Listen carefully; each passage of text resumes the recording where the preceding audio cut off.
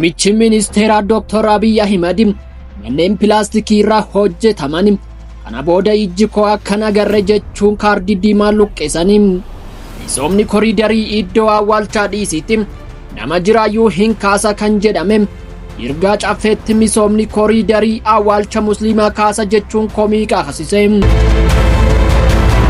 Akkam jirtu kabajamtoota dhaggeeffattoota keenya odeeffannoo kana bal'inaan kan isiniin geenyu ta'a. Haga dhumaatti subscribe like gochuun waliin turaan affeerraa keenya kabajaati. Muummichi ministeeraa Dr. Abiy Ahmed manneen pilaastikii irraa hojjetaman kana booda Finfinnee keessatti mul'achuu hin qaban ijji koo akkan agarre jechuun akeekkachiisanii.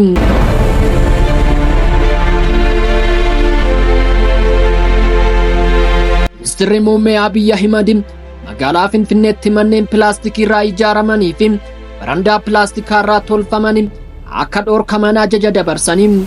Ministeerri muummee Abiy kutaalee magaalaa Finfinnee hundumti misoomni koriidarii akka qaqqabu beekan akka qophaa'an akeekkachiisanii. Karaa 8 irratti misoomni koriidarii hojjetamaa yoo jiru waliigalaan hektaara 2879 yoo ta'u dheerinni isaa kiiloomeetira 135 akka ta'u kantiibaan magaalaa Finfinnee Aadde Adaanech Abeebee himaniiru. Gama hojii misooma koriidarii irratti qondaalonni magaalaa Finfinnee akka ibsanitti iddoowwan misooma koriidariitti hojjetamurraa namoonni qabiyyee lafaa qaban 6,500 ol akka ta'an ibsanii misooma koriidariitiif beenyaa waliigalaa namoota qabiyyee lafa isaanirraa ka'aniif birriin biiliyoona 11.9 akka kaffalamu eeruun haga ammaatti beenyaan birrii biiliyoona 5 kaffalamu beeksisanii. Aadde Adaanech namoota qe'ee isaanirraa ka'aniif lafti mana jireenyaa bakka kennamuuf hektaara 100 kan qophaa'e keessa gartokkeen nama lafa isaanirraa ka'aniif kennamuu ibsanii. Kana malees manneen jireenyaa 4,000 ol namoota qe'ee isaanirraa buqqa'aniif kennamuu ibsanii. Ministeerri muummee Abiy ijaarsa koriidarii kana ilaalchisuun yaada kennaniin warra biyya isaanii jaalatan dhaloota waa'ee biyya isaanii gaarii isaanii fi beeksisan kan uumaman dhaloonni koriidarii ijaarreef yoo dammaqeedha jedhanii kan ijaaruuf dhalootaaf yoo ta'e haasaa wal fakkaataa dhageenya jechuun qondaalota magaalichaatti dubbatanii bu'uuraalee misoomaa magaalaa ijaarurras darbe dhaloota magaalattii gitu uumuu qabnas jedhanii. Itti fayyadamaa fi eegumsa bu'uuraalee misoomaa irratti hanqinni guddaan akka jiru ibsanii namoota margarra deemanii fi daandii miilaa dhiisanii asfaaltirra kan deeman namoota baay'eedha.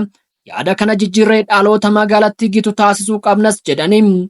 Misoomni koriidarii qabeenya biyyaa baafamuuf ture hambisuuf humna biyyattiin qabdutti fayyadamuudhaan ta'uusaa ibsaniiru. Ijaarsa koriidarii wal qabatee dhimmoota sirraa'uu qabu jedhanis kaasanii hooggantoota magaalichaa gama kanarratti argamaniif qajeelfama kennaniiru.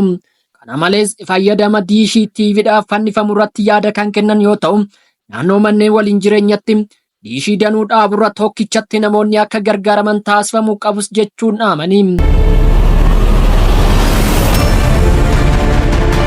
Oduu wal qabateen naannoo kibba Itoophiyaa godina Geediyoo magaalaa Yirgaa Caffeetti lafti awwaalchaa musliima garriinsaa misooma koriidariif ni ka'a jedhamuun komii akka kaase jiraattotaa fi walitti qabaan dhimmoota islaamummaa magaalatti dubbataniiru. Lafti awwaalchaa magaalatti Bilaal jedhamu daandii bal'isuuf jecha lafa bashannanaa uummataaf meetira 15 akka barbaachisu bulchiinsi magaalatti himuu beeksisu. Lafti awwaalchaa waggoota 50f ture daandii bal'isuuf meetira 5 kan ta'u biyyaaf jechuun eeyyamni kennamus meetira 10 dabalataa barbaadamuun garuu muffii uume jedhanii. Bulchiinsi magaalattii misoomni hojjetamu waan hin hafne yoo jedhanii walitti qabaan olaanaa dhimmoota islaamummaa Yirgaa Caffee Hajii Jamaal Daarii hawaasa musliimaa fi bulchiinsa naannichaa gidduu wal dhibdeen uumamuu himanii tattaaffiin garaagaraa taasifamaa akka jirus dubbataniiru. Hawaasni meetira 15 taanan awwaalcha baay'ee kaasa waan ta'eef meetira 5 garuu ni kennina. Isarraa kanaaf nuuf jijjiiramuu qaba jechuun xalayaa galfataniiru jedha. Awwaalchi kun lafa ulmaawwanii fi sheekonni itti boqotanii jiranidha kan jedhan jiraattonni. Lafti awwaalchaa nu biratti kabaja qaba. Ammatti keenyan gamoo biraa ijaaruu dhiisiti irra ejjechuun iyyuu dhorkadha jechuun kabaja hawaasni lafa awwaalchaaf qabu himaniiru. Hajii Jamaal lafti awwaalcha bashannanaaf barbaadame awwaalcha baay'ee kan kaasudha jechuun humna keenyanis waan danda'amu miti jechuun karoorri kun akka geeddaramu uummanni gaafachuu dubbataniiru. Kantiibaan magaalaa Yirgaa Caffee obbo Taaddalaa Xilahuun si'a 5 walgayii ta'anii awwaalcha kana kaasuuf waliigalteerra gahamee akka ture eeruun guyyaa 10 keessatti lafeen gara iddoo boqonnaa akka ce'u waliigallee turre jechuun BBCtti himanii. Hajii Jamaal garuu bulchiinsi magaalichaa karoorri deeggaramuu hin danda'u deebii jedhu akka isaaniif kenne eeruun waliigalteerra osoo hin gahamin gaafa 3 bara 2015 akka lakkoofsa Itoophiyaatti awwaalcha diiguun akka jalqabe himanii. Kanaanis naannichatti jeequmsi guddaan ka'uu dubbataniiru.